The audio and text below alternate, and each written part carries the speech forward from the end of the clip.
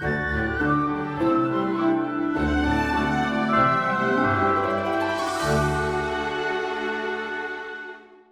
back to Every Disney Movie Ever. My name is Jess, and I am watching Every Disney Movie Ever. Today we have Brock with us. Hello, thank you for having me. Awesome, of course. And we will be discussing Star Wars The Force Awakens. Star Wars The Force Awakens is a 2015 theatrical release about the Resistance fighting a new evil called the First Order, and how a little droid named BB-8 finds some unlikely help in getting back to the Resistance headquarters to General Leia to give her a piece of a map that leads to Luke Skywalker. It is directed by J.J. Abrams, cinematography by Dan Mindel, editing by Mariann Brandon and Mary Jo Markey, music by John Williams, and it's written by Lawrence Kasdan, J.J. Abrams, and Michael Arndt. The film stars Daisy Ridley as Rey, John Boyega as Finn, Oscar Isaac as Poe Dameron, Harrison Ford as Han Solo, Adam Driver as Kylo Ren, Carrie Fisher as Princess Leia or General Leia Organa, my bad, and Mark Hamill as Luke Skywalker. George Lucas always thought he would do a sequel series. He thought about what he would do for that sequel series, and then he ended up deciding he wouldn't do anymore, and he sold to Disney in 2012 and said he had complete faith in Kathleen Kennedy, and said just because he doesn't want to do anymore doesn't mean he doesn't think they can't do anymore. He handed over a bunch of his original ideas, but Disney ended up tossing them in favor of some other stuff. Early drafts had Luke Skywalker in it a lot more, but they really struggled with that because every time Luke Skywalker came in, he kind of took over, and no one cared about the main character anymore because Luke Skywalker was in the movie. David Fincher, Brad Bird, Guillermo del Toro, and Jon Favreau were all considered to direct. Brad Bird was the top choice, but he ended up backing out to focus on Tomorrowland. Steven Spielberg was actually the one to suggest J.J. Abrams, and they ended up signing with him. Michael Arndt was the original screenwriter. He worked on it for 8 months and then told Disney and J.J. Abrams that he needed 18 more months to work on it, and they said, we can't do that. So he stepped back. J.J. Abrams and then Kasdan then took over, and they finished the script by January of 2014. For context, J.J. Abrams was named director in 2013, so they definitely did it quick. April 2014, they confirmed that 7 through 9 was happening, and that it wouldn't pull anyone from Expanded Universe, not feature storylines from Extended Universe, I should say. They didn't give last names to Rey or Finn on purpose. They wanted to leave it kind of open because they weren't exactly sure what they were going to end up going with when they were writing this one, and they wanted to be able to work smoothly with Rian Johnson and Colin Trevorrow, who were 8 and 9's directors respectively. And then a YouTuber actually created the language for a language used in the film.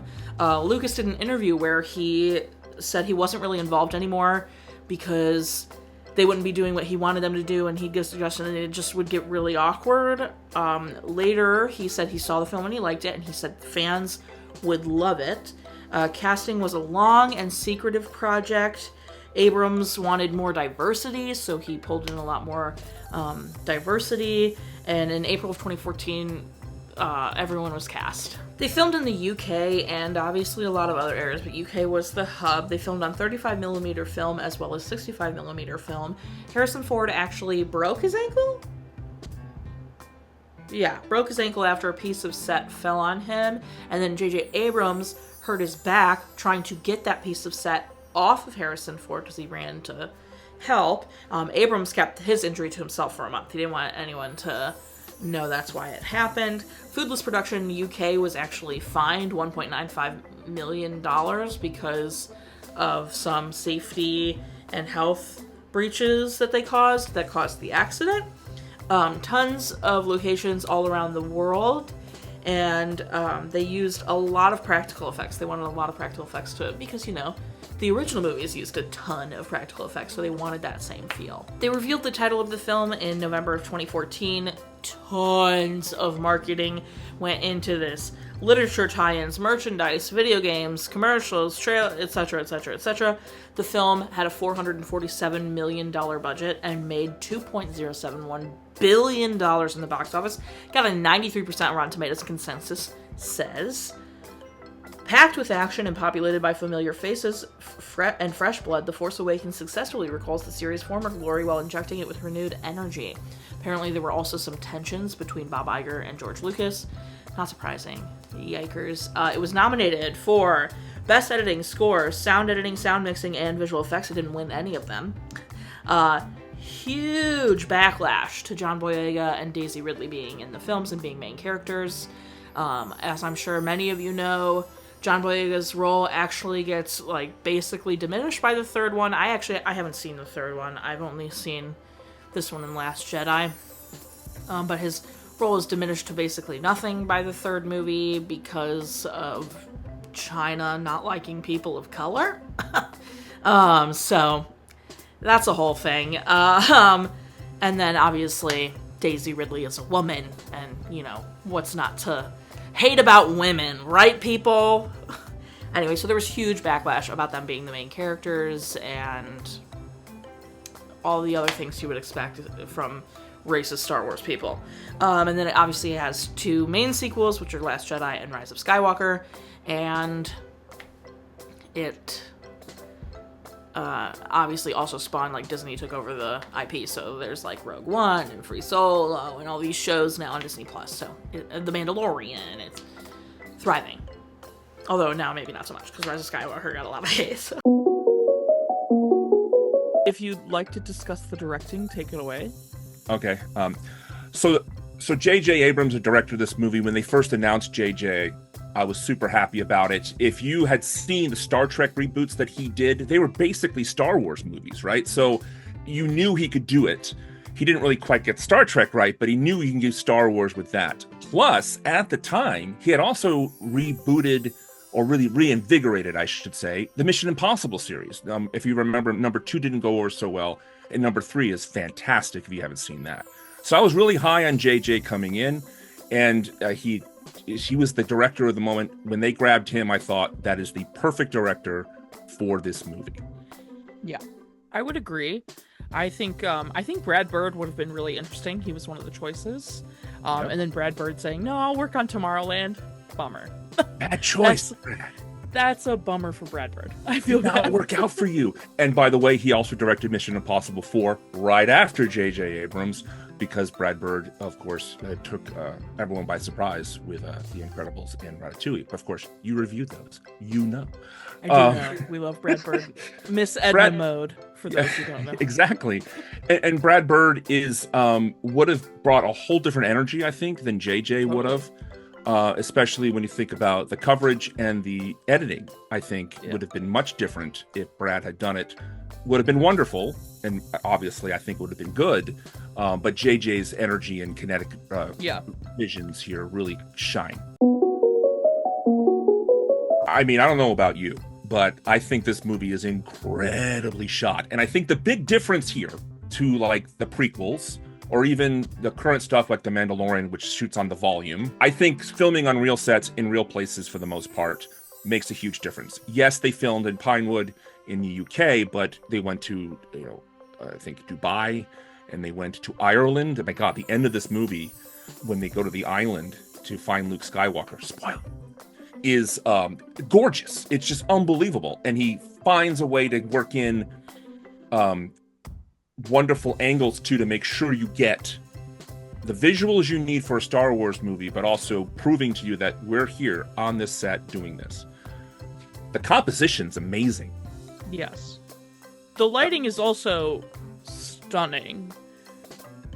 Absolutely gorgeous. The shot of Rey with the lightsaber. Oh, yeah. Framing her face.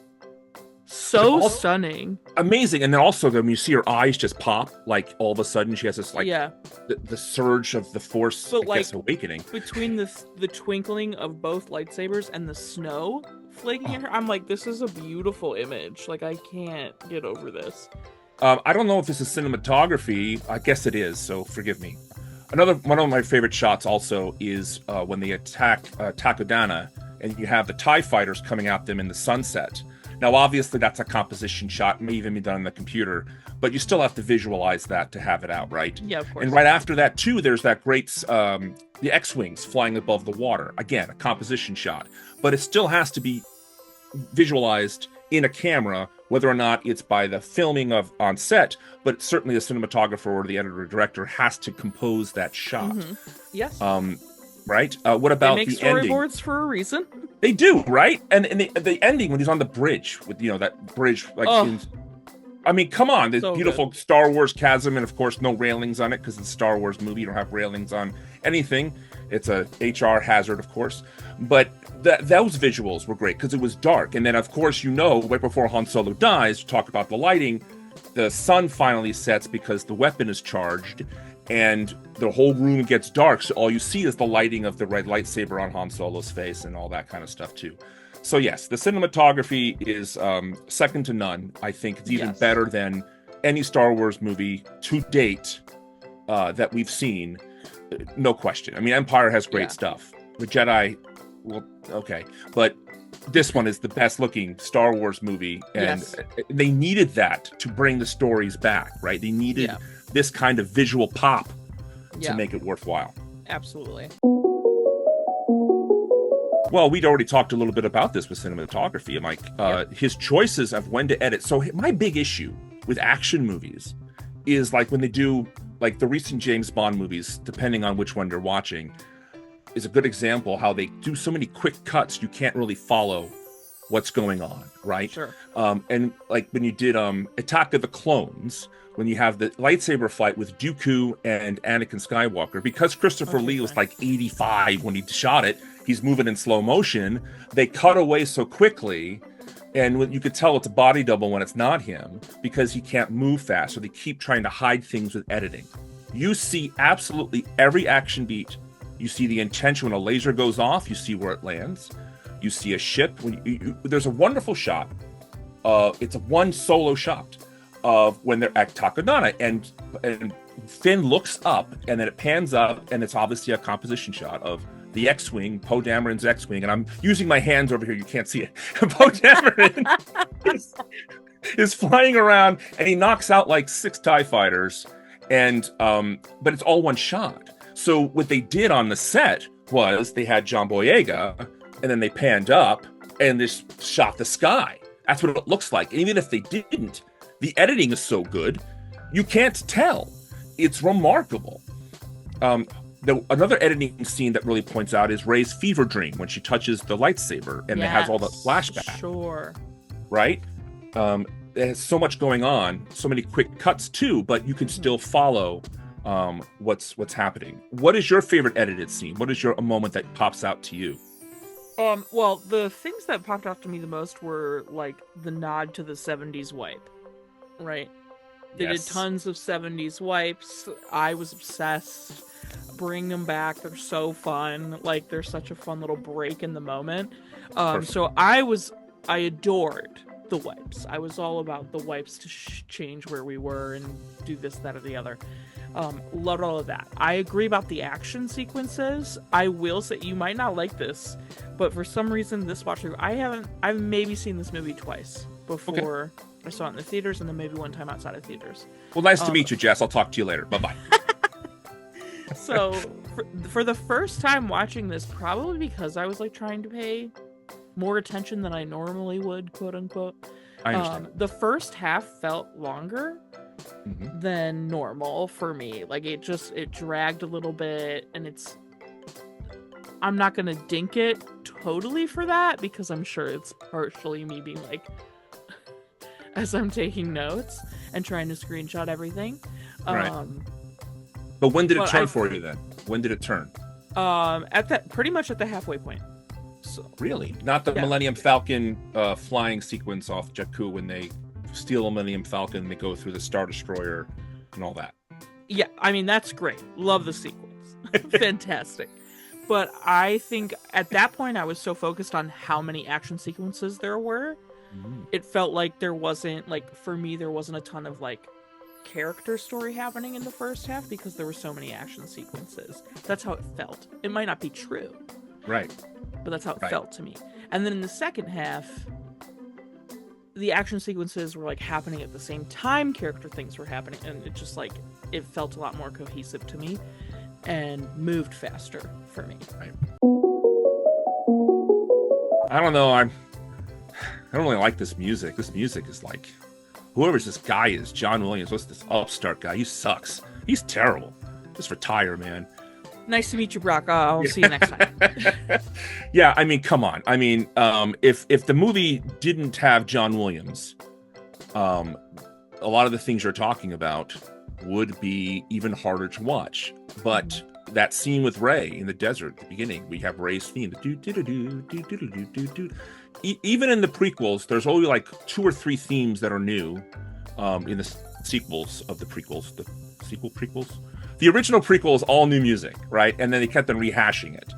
Here, he has the stuff from the original Star Wars, which I listen to that music constantly, right? Well, constantly, for my whole life, right? And then this stuff has bits and pieces of what we know. But then they have the Scherzo, I think it's Scherzo, I don't know how the word is pronounced, for X-Wings. And that piece is just amazing. The theme of the First Order, it harkens back to the theme that they abandoned from A New Hope in place of the Imperial March in the sequels to the original, the sequels, the Empire Strikes Back and Return of the Jedi. But the music here is just an amazing standout. You have to, come on, right? It's John Williams. Oh, without a doubt. I mean, I feel like I went into The Force Awakens having seen the originals, the prequels, whatever, but was not a huge fan. And that first blaring note with, Star Wars Episode 7, I was like, damn, okay, I get it. Totally. My kids are not as big a Star Wars fan as I am. This is my whole life. I've enjoyed Disney and I've enjoyed Star Wars, right? So they are on board with me on the Disney, not so much on the Star Wars, and that's okay. But when we took them out to see Rise of Skywalker, and then we took them to see Return of the Jedi when it came out for its 40th anniversary, and that's their favorite thing. Like, you really get in the mood for Star Wars when it comes boom right at you. And what's fun, if you've seen Rogue One or Solo: A Star Wars Story, they don't do that. And it's remarkable the first time you see that movie and they don't do that, you're like, oh, that's weird. I mean, where's the burst of music?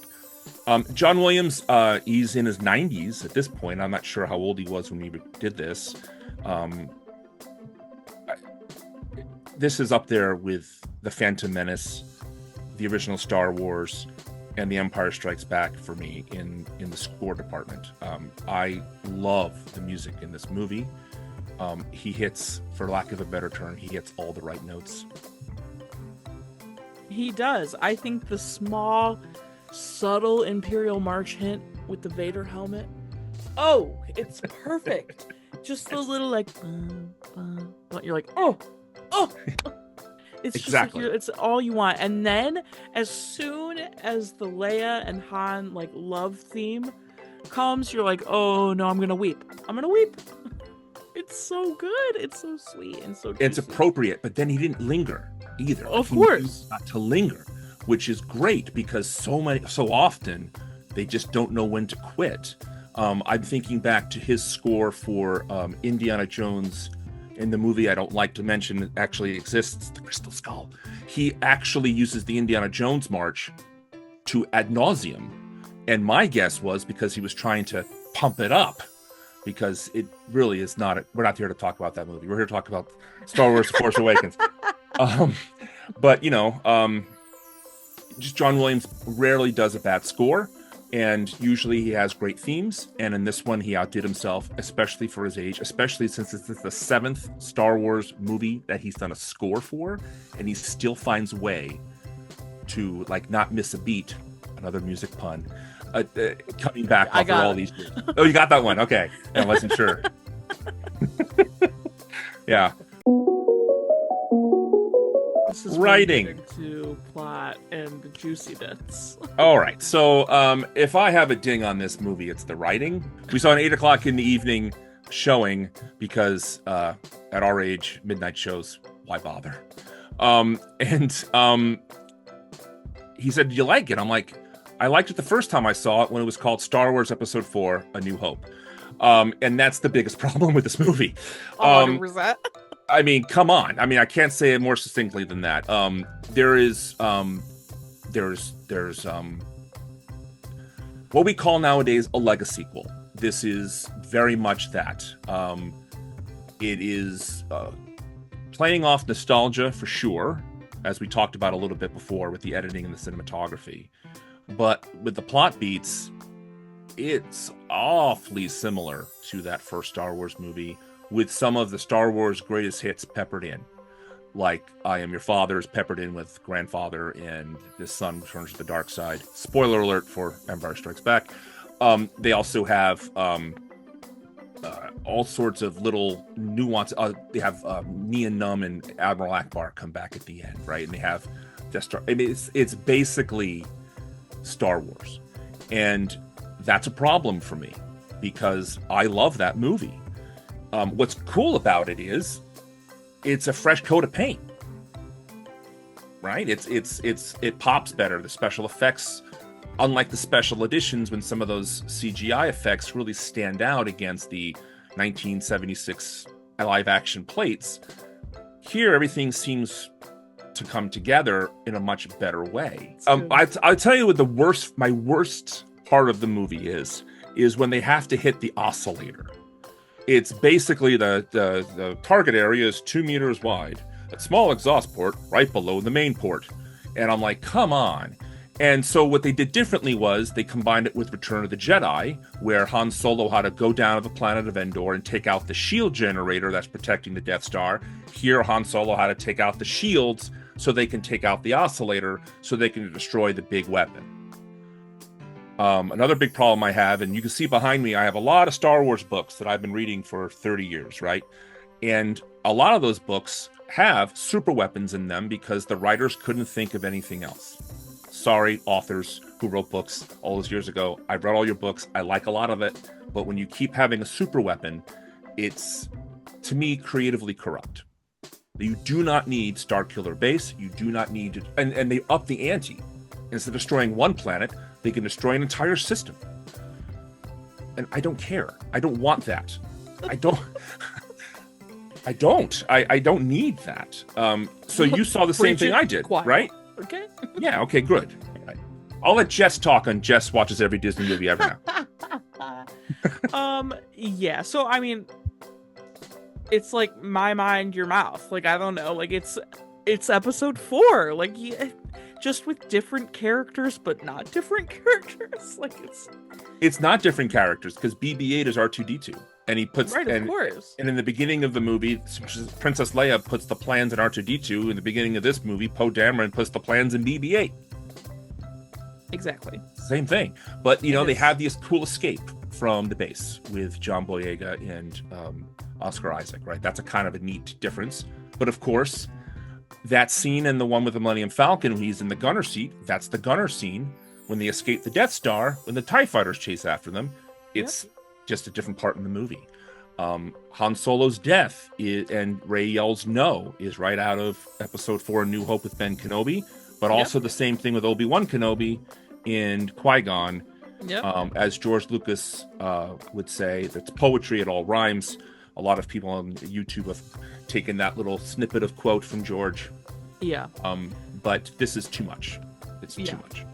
What I love is you said, like, it's A New Hope with new paint. Literally, in my notes, I'm not kidding. A New Hope with somewhat new paint. No way. I'm really? not kidding. I could take a picture and send it to you. I believe you. And this proves that if you ever want a week off, I'll just host and be you for a week.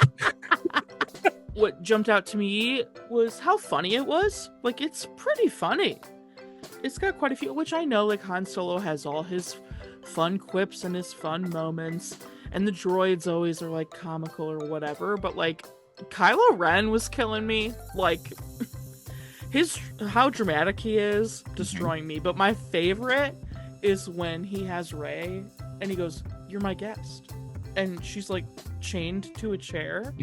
I, like, laughed out loud. I had to pause it because I was like, "You're my guest," and she's chained to a chair. I lost it. So funny. I also think, like, what I remember, like, him all of us finding out that Han Solo is Kylo Ren's dad happens way earlier in the movie than I remembered. Yeah. It's like not a secret. It's like they just say it and you're like, oh, I thought that was like a big reveal like Empire, but no. Not at all. No, it's not a secret at all. And I feel like people were surprised Han Solo died, but I was like, I saw that coming. Well, you had to see it coming if you know. I want to compliment the writing, but I have to talk about what you just spoke about. So to get Harrison Ford back, I'm sure Harrison Ford wanted Han Solo to die in Return of the Jedi. He lobbied hard for it. I know a lot of Star Wars fans know this. If you don't know this, okay. If you do know this, my apologies. But the reason Han Solo was frozen in carbonite at the end of The Empire Strikes Back was they weren't sure Harrison Ford would come back for Return of the Jedi. Luke Skywalker and Princess Leia had 3 picture contracts. Harrison Ford had 1 at a time. So they froze him in carbonite so they have a way to not have him in the 3rd movie, right? So then they got him back and he said, well, I want to die. His arc should be that he became a hero from a scoundrel. He'll make the ultimate sacrifice. And that's a really good plot point. I think it's wonderful. Originally, Lando was supposed to blow up with the Millennium Falcon in the Death Star. That didn't happen either. He has bulletproof. So I'm sure when they approached him, in addition to the $25 million they offered him, he said, I'll take the money, but I also have to die. And to compliment the writing, Han Solo's character in this movie is phenomenal because we get the smuggler that we always thought he was going to be, because we never got a chance to really see that up until this point. And then you see his scenes with Leia. He's and why their marriage fell apart, which is a shame. I'll get to that in a second. And then you see him with his son later on. So this is a fully lived-in man. And full props to Harrison Ford on the best writing in this movie is for Han Solo. This is Han Solo's movie. Yeah. No question about it. And you talked about humor. It was an ad lib, but not really out loud. When they go into the elevator to go back out to destroy the thing, and he had taken off his coat, and they go inside the space station, and they come back out to go back outside. Chewbacca picks up the coat and hands it to him. And Harrison Ford is one of these, like, and it was all ad-libbed because the actor playing Chewbacca handed it to him. And he's so in character that works completely. And 100%. They kept it in the movie, right? 100%. Another character they got mostly right is Rey. But I think the actress helped out a lot with that. We're not talking casting yet. But the writing with Rey is the hero's journey, right? She does use the Force in ways that untrained people probably shouldn't know about. Like, how does she even know about a mind trick? But Daisy Ridley really sells it hard. And one more thing about the writing here. So I think this is the perfect place to put it. You mentioned in your intro that George Lucas had treatments for episodes 7, 8, and 9. And he wrote a little bit more to entice Disney to buy Star Wars. He wrote, extra stuff about what he wanted for the sequels.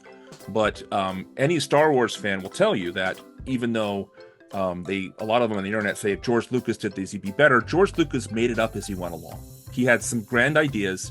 He had a notebook with a couple of sentences about what the prequels would be and what the sequels would be. And just a couple of sentences, a basic outline. It's in the books behind me of his Journal of the Will stuff. Yeah. And I have an annotated screenplays book that shows all the different drafts and all the different things that could have been for the original trilogy. So they don't exist.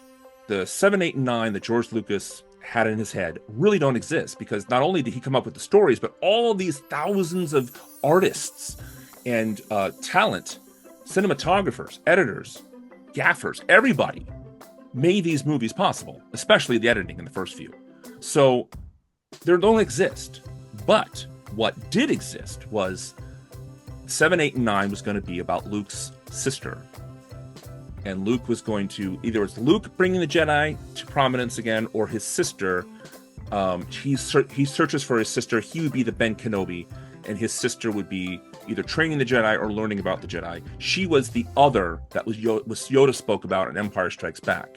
But because George Lucas got tired of making Star Wars movies, he condensed the long-lost sister character into Princess Leia in Episode 6 to tie it up quickly.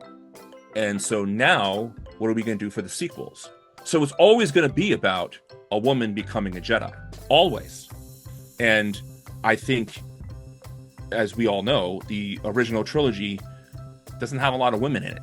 It has like 3. So to have the writing based around a female becoming a Jedi is right in line with what George would want anyway.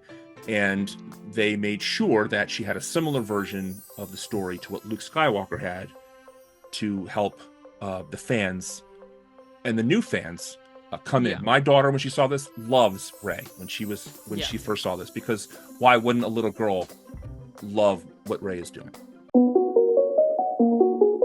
My only note for acting is Daisy Ridley is out here acting for her life. Acting for her life? Yes, she was so good in this movie. I thought you meant she knows her career is make or break in this movie. Phenomenal performance by Daisy Ridley. So good. You believe everything she does, even when she uses the Force when she doesn't know how to. She makes that work.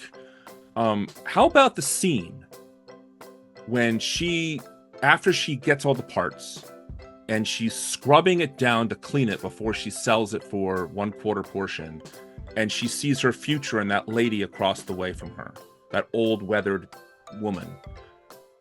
It's such a fast moment because JJ did not linger on it, thank God. But the look on Daisy's face for that moment tells you everything you need to know about how hopeless she feels, but she feels the need to stay.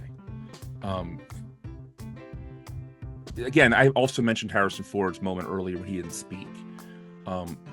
Daisy does so much when she's not speaking as well as when she is. That's my favorite. That's just good acting. And the best acting is reacting, and I feel like she truly reacts to everything happening around her so realistically and so believably. Mm-hmm. That I think you're right, because also don't forget not everything, but a lot of it was practical, right? Yes, huge. Right, so if you watch Episode 3 and Obi-Wan is trying to react to nothing. He's in a room full of blue screen, and he's fighting General Grievous, who's not there. So when he looms over Obi-Wan Kenobi just stands there. Because he has no idea what's happening, because they made him afterwards.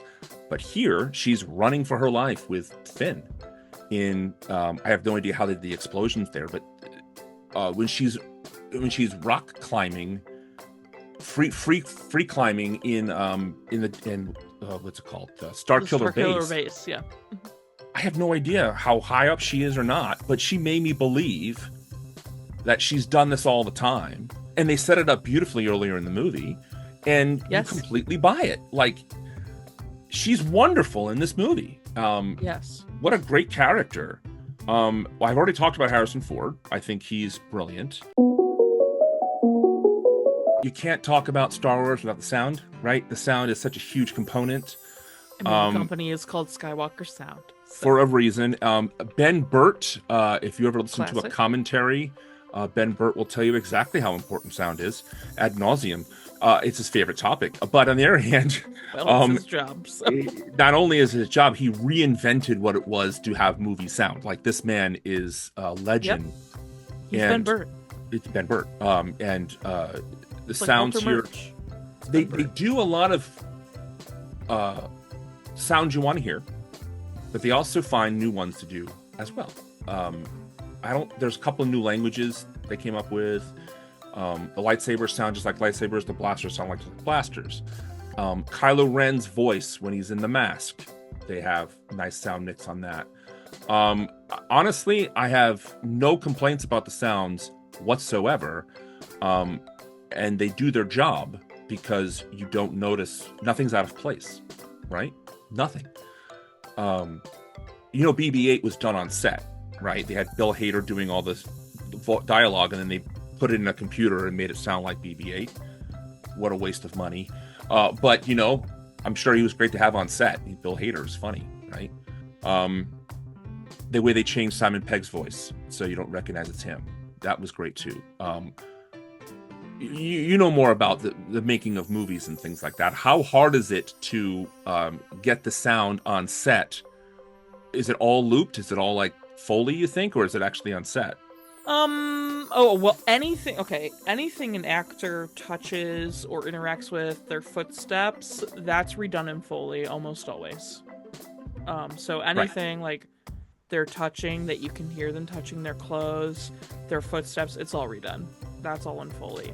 Their dialogue, that is taken on set depending on what's going on. Most of the time they'll wear a lav mic, and then they'll also have boom microphones. Okay. So the only time they have to re-record audio is if that audio isn't good. Right. So obviously if they're like doing actual explosions on set, all the audio will redone in ADR, which is automated dialogue recording. Yes. Redo it. As you said, looping, which is the old term for it. So if the dialogue, if it's a quiet scene between two actors and it was quiet on set, they probably were able to use that dialogue. But if I was always curious in a Star Wars movie, because Star Wars movies are so noisy. I didn't realize that because there's ambient sound, like that scene between Leia and Han on the battlefield. Yeah, there's all that ambient sound going on underneath, and then the music as well. Obviously, the music's put in later. I'd say one of the hardest things about like when people re-record their dialogue is making it sound like it's in the environment. Yeah. That's like my biggest, the Foley artist, amazing, incredible. What they can do in a little room with tiny little props, amazing. It blows my mind. But the sound mixer people who can take this piece of dialogue that I recorded in a quiet little sound booth and make it sound like it's out in the open air, insane. The scene when Rey has her fever dream with the lightsaber and she hears all the voices of other Jedi. Mm-hmm. I'm not sure if you found this in your research, but they took a clip of Alec Guinness saying a word that sound, the beginning of it. I can't remember the word anymore off the top of my head, but it says Rey in his voice, and it's taken from a snippet. They cut it off, whatever word he said in the original Star Wars movie, to use it in there. That's how cool the sound people are for this movie. Yeah. What was your favorite part? Oh my gosh, my favorite part. Well, as a Star Wars fan, there's a lot to like here, right? So I think my favorite part, after watching it so many times, are moments we talked about already. The little moments, the nuanced moments of Han Solo with Ben on the catwalk is one of my favorite scenes. In any Star Wars movie, Harrison Ford and Adam Driver, just top of their game there. Adam Driver, talk about filling in a two-dimensional written character. Given the backstory this character has and what he imbues in all of his lines, and he throws tantrums and all that, it's really great, like how he works this. I think there's one scene when he's throwing a tantrum and the two stormtroopers walk up and they walk away. Yeah, so I always laugh. It's little things like that are inherently Star Wars, but J.J. Abrams, right? Yeah. That's a very J.J. Abrams kind of thing. I love when they say it's a piece of junk. Not that piece of junk is good in this quad jumper.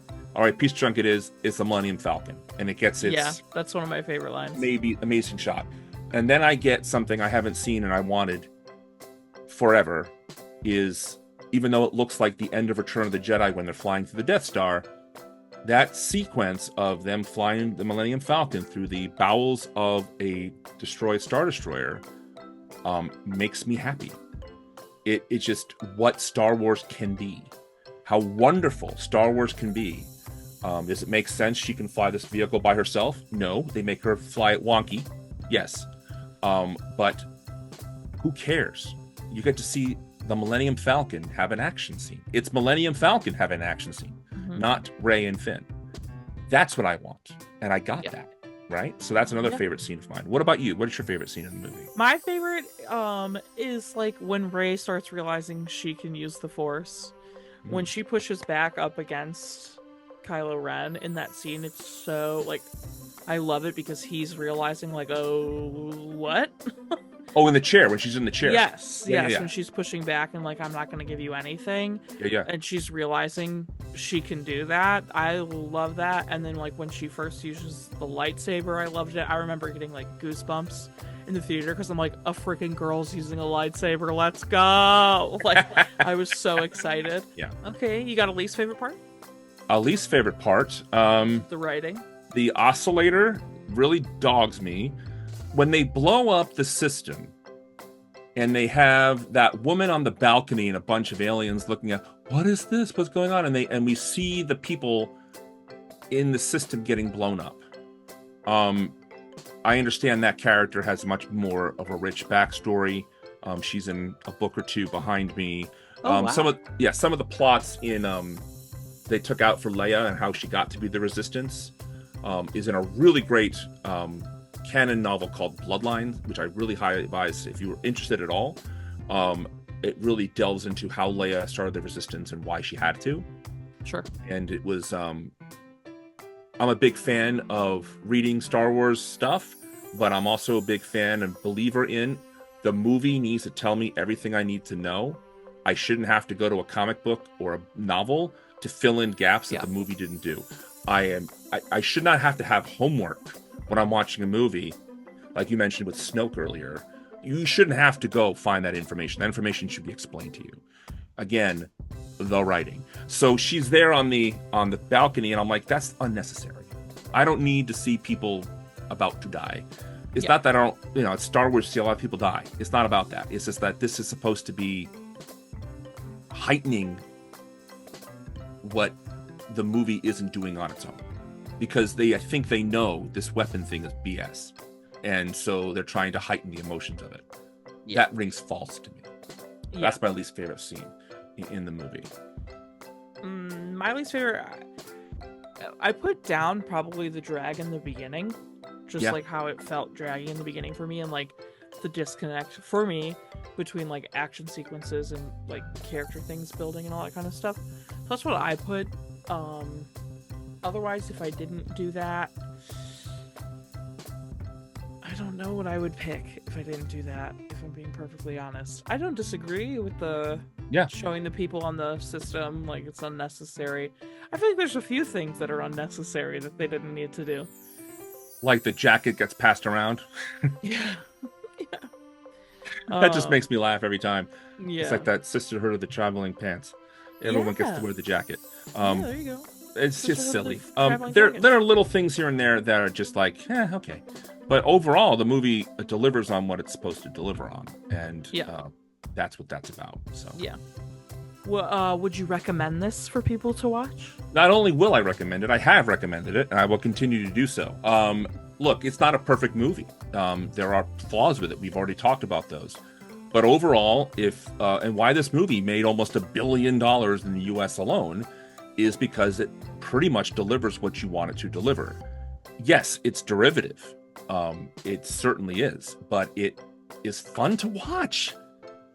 That's it. I mean, you could put it on in the background while you're doing something else, and it's still fun to watch. The music is great. This movie delivers where it needs to, and it's a lot of fun to watch. End of the story, lots of fun to watch. Would you watch this again, Brock? I don't know. I've only seen it 10 times. Yeah, of course I'm going to watch it again. I've watched it with the commentary, too, which I found very informative. I believe that's on Disney Plus, if you're interested. So, yes, I would watch it again. Would you watch it again? I'm sure I will. Down the line, of course, watch it again. I don't know if I'm ever on a random rainy day going to be like, you know what I want to watch? Force Awakens. I would pick a different Star Wars movie, probably. Maybe someone you're hanging out with will say, hey, I want to watch The Force Awakens because it's right.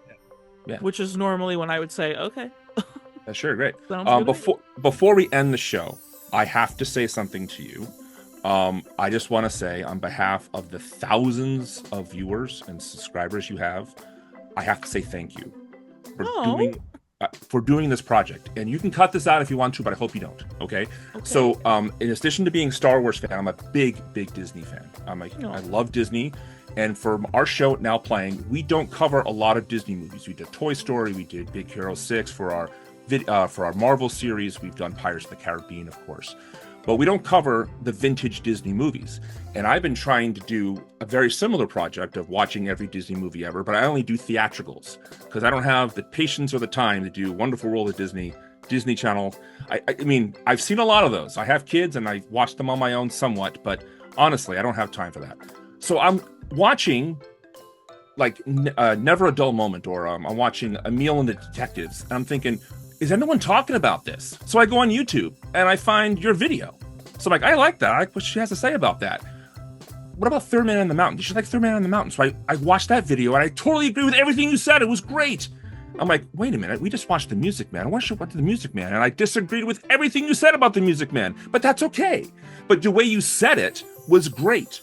And so there are thousands of other people like us out there who want to watch as much Disney as possible, and you are giving us something that no one else is giving us. Plus, what a workhorse you are. You're like, what, 850 episodes?